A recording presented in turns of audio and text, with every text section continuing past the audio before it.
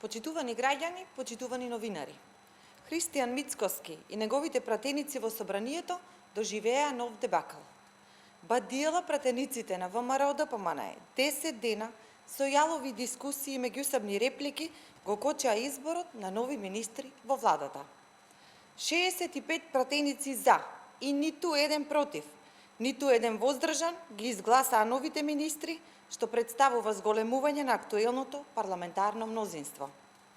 Пропаднаа во вода лагите на заложникот на Димитар Апасиев, Христијан Мицкоски, дека кон крајот на февруари тој ќе обезбедел 61 пратеник за распуштање на собранието и распишување предвремени парламентарни избори.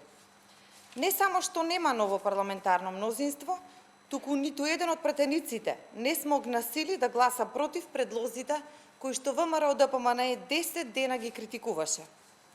Сето тоа покажува дека нивна цел била само одолговлекување на изборот за да се попречи работата на министерствата и да се пролонгира нивниот најнов пораз во собранието.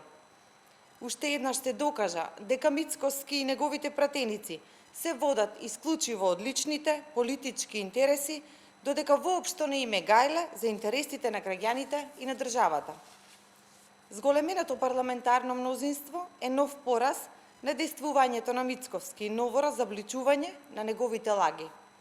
Тоа зајакнато парламентарно мнозинство, предводено од Социјалдемократскиот сојуз на Македонија, продолжува со реализација на реформите, на мерките и политиките кои што се во интерес и на државата и на граѓаните.